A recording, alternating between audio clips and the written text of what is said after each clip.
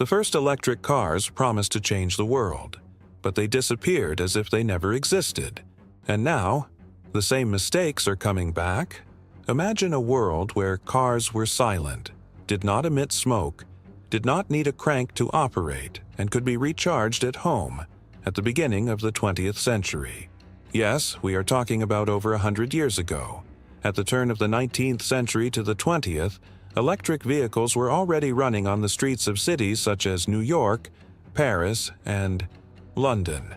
What's more, they were considered cleaner, easier to drive, and more reliable than their combustion rivals. So, what went wrong? This is the question that few dare to ask, because behind the failure of the first EVs, the electric vehicles of the Victorian era, there is more than technological limitations. There are disastrous strategic decisions, subtle sabotage, hidden interests, and an almost blind confidence that the future would come too quickly. And this is exactly where the danger lies. We are living in a new electrical era. Today, Tesla dominates headlines. Automakers are racing to electrify their fleets. Governments are pushing for the green transition. But are we, deep down, just reenacting the same mistakes of the past? Because the patterns are there, you just have to look carefully. Just like at the beginning of the 20th century, we are betting everything on a single, still immature technology. We are pushing electrical solutions onto an infrastructure that is not prepared. We are selling promises that are not supported by reality. Miraculous autonomy, instant recharge, absolute sustainability. And worse, we are ignoring the human factor. In the past, electric cars were abandoned not just because the technology was lacking, but because it didn't connect with the public's real desires. People wanted freedom. They wanted to travel. They wanted not to depend on an outlet that only existed in a few places. And today, how many users still feel insecure when planning a long trip with an EV? How many people face queues to charge their car or need to adapt their garage to install a charger? How many realize that, despite the green talk, the electricity used comes from less than clean sources? If this sounds familiar, that's because it is. And perhaps the scariest thing of all is realizing that the story was deleted. The first EVs are not remembered in big brand commercials. Their stories are not in school books. It seems that someone, or something, made a point of burying this chapter of automotive innovation. But he is coming back to the surface, and understanding why these vehicles disappeared from history could be key to ensuring we don't make the same mistake again. Because if we fail again, there may not be a third chance. Those who do not learn from history are condemned to repeat it. This video is an invitation to reflection, an in-depth investigation into the forgotten flaws of early EVs and the mirror they hold for our present. If you think the future of mobility is assured, you may need to look to the past first, because sometimes what looks new is just an old mistake in modern packaging. At the beginning of the 20th century, the future seemed inevitable, and it was electric. On the streets of the large cities, silent vehicles slid past noisy carts and engines. They didn't emit smoke, they didn't require force to start, they didn't cover the driver in grease. They were modern, clean, and sophisticated. In 1912, electric cars were sold more than gasoline-powered ones in some American cities. They were the ultimate symbol of modernity. The elite loved them. Doctors, businessmen, and high society women preferred to drive a car that made no noise, did not smell like fuel, and could be started with a simple touch. Detroit Electric, for example, sold models with a range of up to 80 miles, a respectable number even by today's standards. Thomas Edison developed batteries for electric cars. Henry Ford, the creator of the legendary Ford T, even considered the idea of launching an electric model in partnership with Edison. Everything indicated that the path was set, but it wasn't. The question that remains is, why? What happened to this technology that seemed promising? How could something that was so ahead of its time just erased from history? And why does almost no one talk about it today? The answer isn't just in technology, it's in the structure. What was, or wasn't, behind those cars? The big problem with the first EVs was infrastructure. More specifically, the absence of an electrical grid capable of supporting them. At the beginning of the 20th century, the United States was still in the process of electrification, and there was no pattern. Each city, sometimes each neighborhood, had its own power company. There was no single voltage, no universal sockets, much less guaranteed availability. Many houses did not even have electricity. Charging a car at home was a privilege for few. The idea of having public charging stations was tried, but failed. They were rare, poorly located, and concentrated only in large urban centers. Outside of these areas, the electric car was an empty promise, an unsupported technology. It was like selling a revolutionary phone without a carrier signal. The network did not exist. The system did not keep up with innovation. Meanwhile, gasoline cars evolved. The invention of the electric starter, also in 1912, eliminated the need to turn heavy. Cranks to start the vehicle. Gas stations began to spread out. The government invested in highways. The oil industry was growing like never before. And gasoline became easy, cheap, and available everywhere. The freedom that the car promised, only combustion was able to deliver. Another crucial factor, and little discussed, was the centralized model of electrical energy distribution. Electricity was controlled by local companies who decided, based on profit, where to expand the grid. Less profitable regions were simply left out. If your home or neighborhood wasn't a priority for these companies, then you didn't have enough electricity to charge a car. The model was limited, closed, and dependent on the decisions of a few to move many. Gasoline, on the other hand, could be transported simply. It was decentralized, agile, and efficient logistics, and that proved decisive. But perhaps the most serious mistake of all was ignoring people's desires. While engineers, entrepreneurs, and inventors were betting on efficiency, the public wanted something else. I wanted freedom. I wanted to travel. I wanted to leave the city, hit the road, go beyond the horizon, and EVs back then couldn't keep up. With a range of 80 to 100 kilometers, slow recharges, and a fragile electrical network, they were stuck in the urban perimeter. They were good for going to the city center, but terrible for crossing the country. And in an expanding America, this detail made all the difference. Automakers didn't understand this, and they repeated the most common mistake in the history of innovation: trusting technology more than human behavior. The consequence was brutal. EVs have lost space, investment, and prestige. They were replaced by gasoline cars, which were faster, cheaper, freer, and little by little they were forgotten. But the truth is, EVs didn't fail because they were bad. They failed because the system around them was not ready. They were victims of an unprepared structure, poorly executed planning, and a bet made before the right time. The lesson was taught, but the world chose to ignore it. And the most curious thing is to realize that, more than 100 years later, many of these problems persist. How many cities still don't have enough chargers? How many people depend on an outlet that doesn't exist in the parking lot at work or in the building where they live? How many drivers face similar limitations as in the past?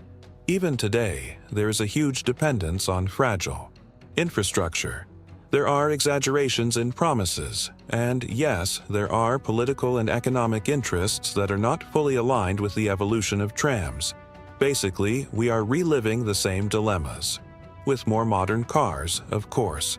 With more efficient batteries. But with the same systemic failures that made the electric dream crumble more than a century ago. The history of early EVs is not a footnote. It's a warning. It is an example of how technology is not enough when the world around. It is not prepared. It's a reminder that there's no point in selling the future if the present still lives in the past. And if we don't pay attention, we run the risk of repeating, step by step, the same path that led the first EVs to failure. A second chance, wasted by the same choices. During the rise of the first electric vehicles, something seemed inevitable. Modernity had finally arrived on 4 wheels. The silent engines, the absence of smoke, the simplicity of driving. All of this made it seem like electric cars would dominate the streets in no time. And for a brief moment, they almost did. But history decided to take another direction.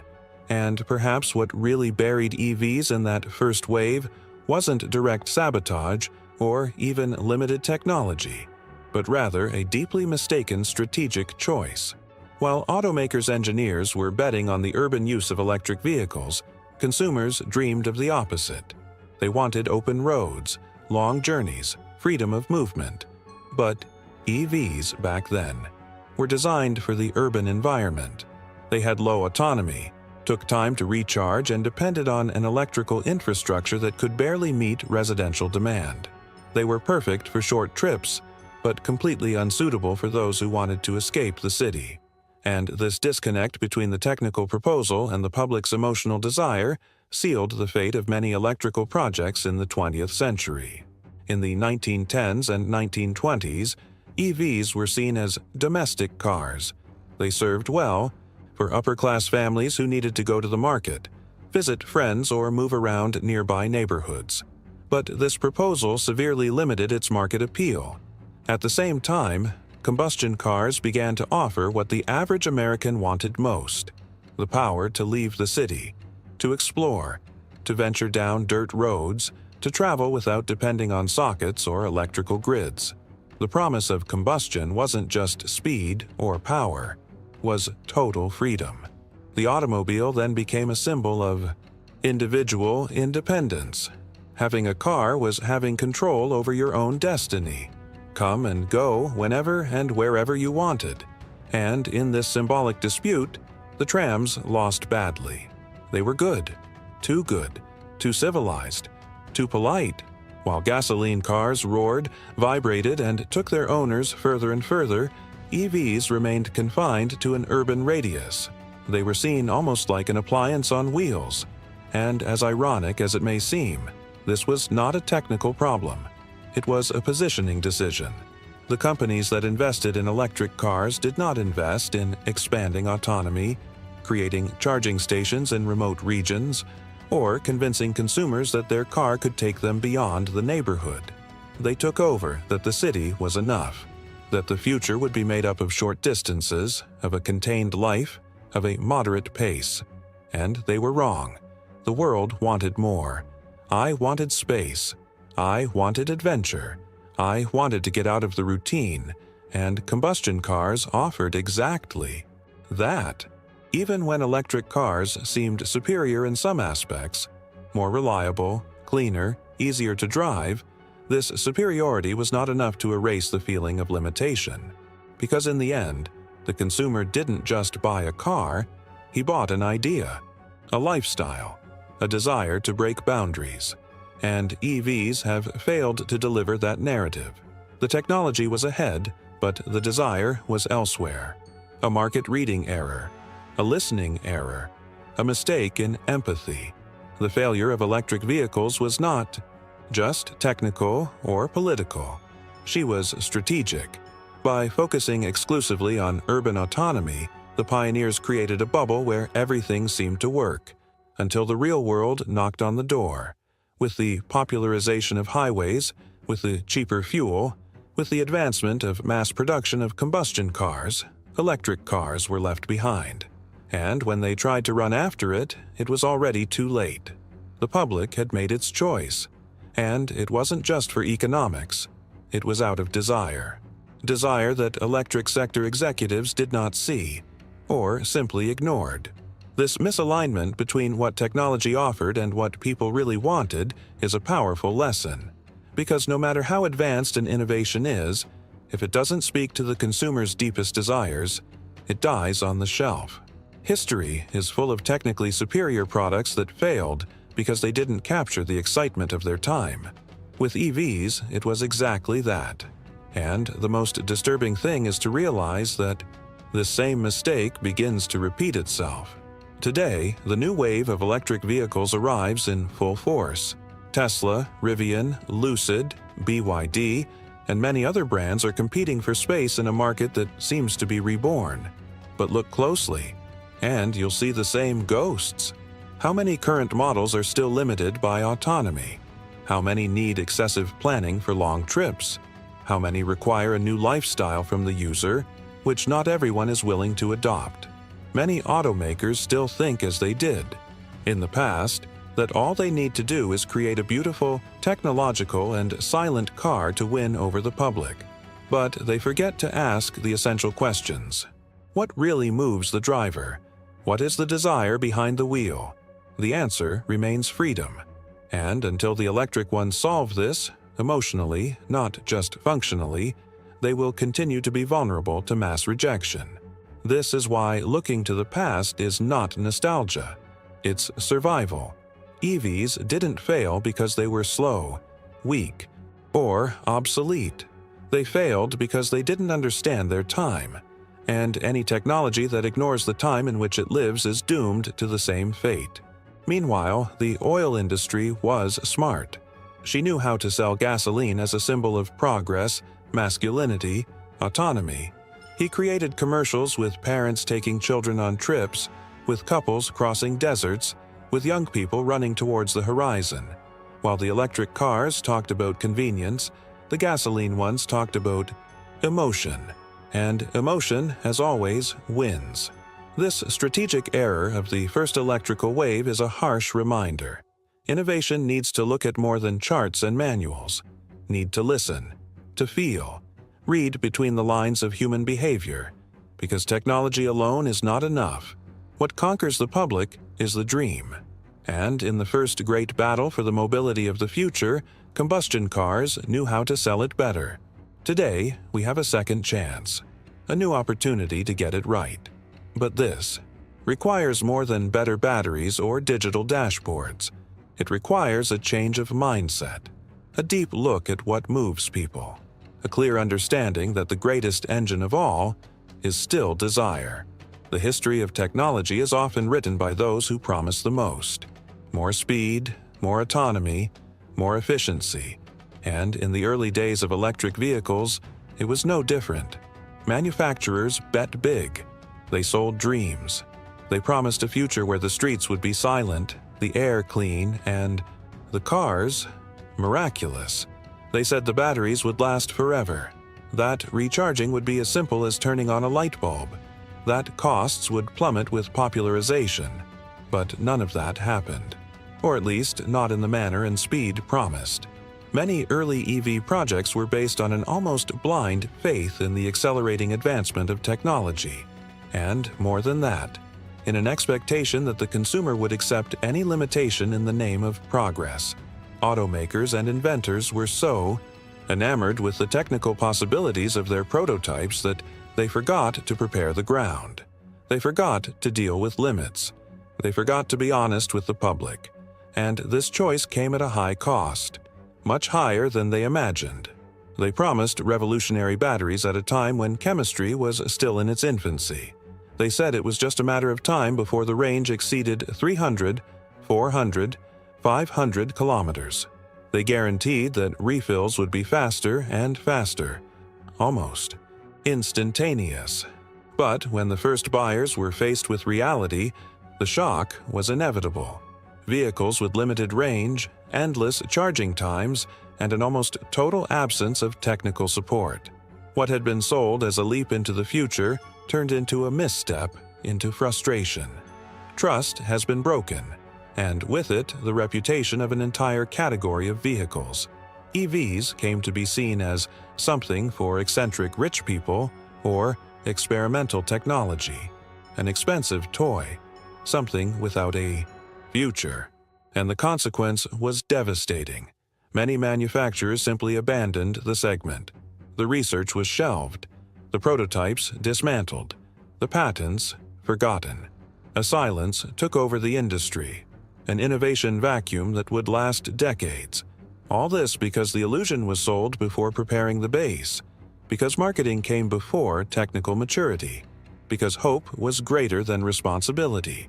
And therein lies the most delicate point of this story. We are living it again. Just look at the current scenario. Modern automakers are repeating a speech very similar to that of a century ago.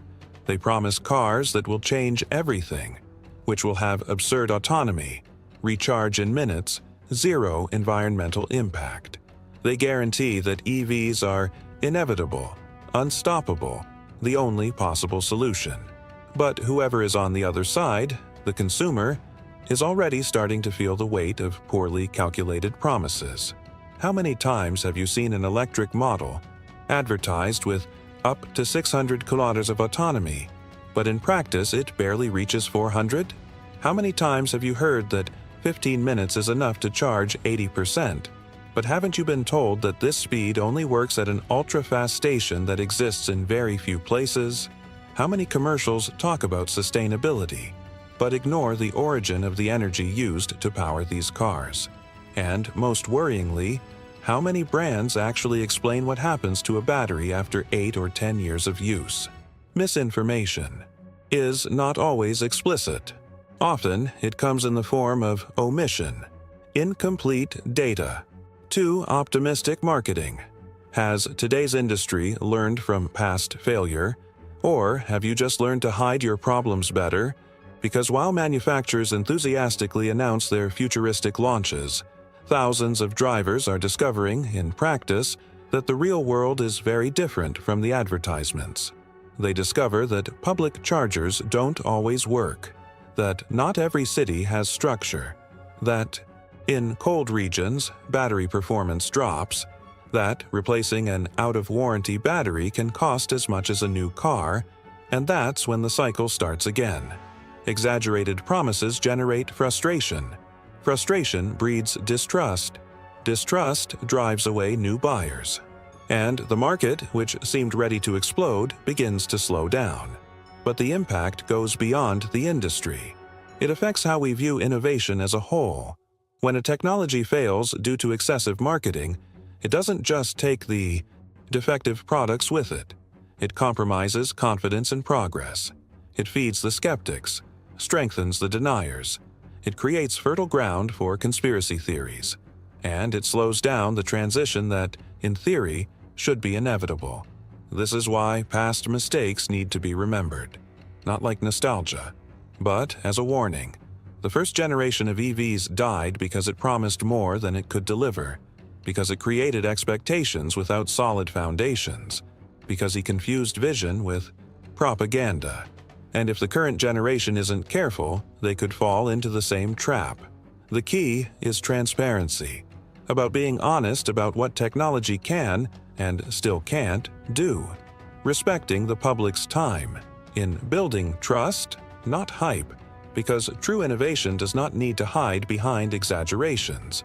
It is supported by reality, for what it actually delivers, for the impact it makes on people's lives, not on their social media feed. Of course, modern EVs are more advanced than older ones. Of course, there are real gains in efficiency, comfort, and technology. But the central point here is not the advancement itself, and the discourse that is built around it.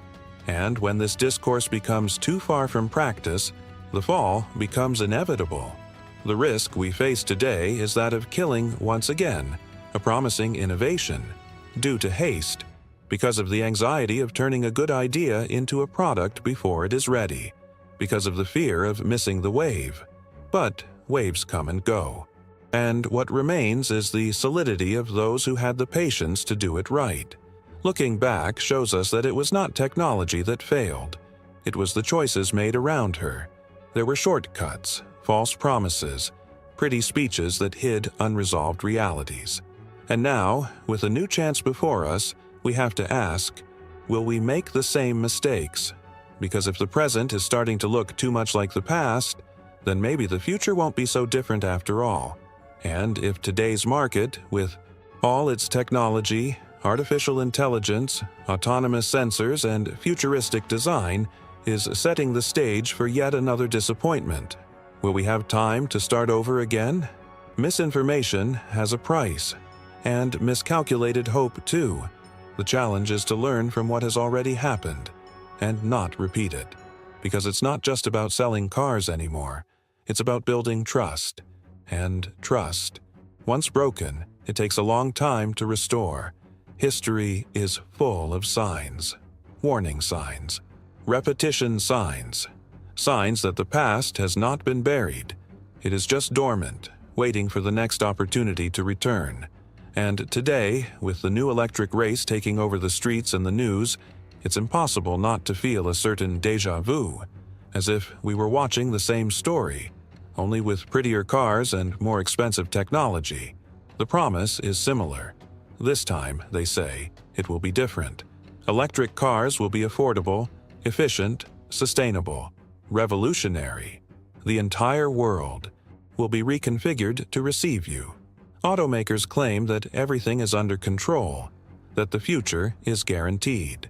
But anyone who has seen this film before knows the speech is not new, and neither are the errors. We still see the same lack of transparency. The data is carefully chosen. Vehicle autonomy, for example, is always shown in the best possible scenario. But reality changes depending on the climate, the terrain, and the type of driving. Information about the actual durability of the batteries is still vague. Disposal, the cost of replacement, the environmental impacts of lithium mining, all of this is treated in detail. But it's not.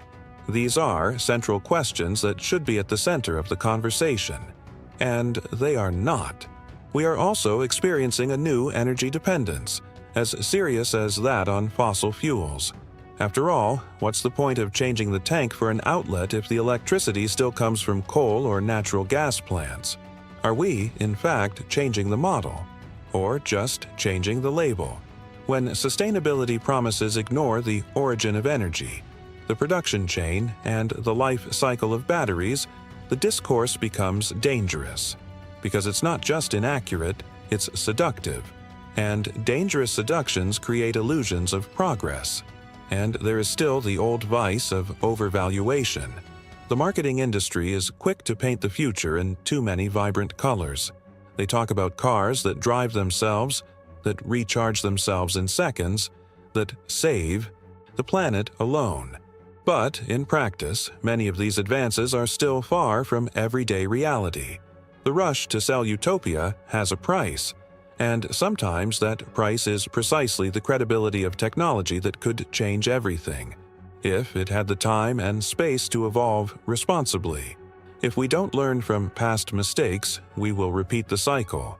But this time, it will be much more expensive, because right now, the world is in crisis. And not just economical. The climate emergency demands real solutions, not campaign slogans. There is no more time for wrong bets, nor for prototypes that might work. What we choose now will have profound consequences: environmental, social, geopolitical. The question that remains is, are we, in fact, learning from history? Or are we burying the past to repeat its worst chapters with new packaging? In the next video, you'll discover how one of today's biggest automakers is about to make exactly the same mistake that destroyed electric cars in the last century. A bold promise, a hasty strategy, a project that could have changed everything, but is in danger of disappearing before it has even proven itself. Because sometimes the greatest revolutions are interrupted not by a lack of technology, but by the arrogance of those who believe that the future can be sold before it is built.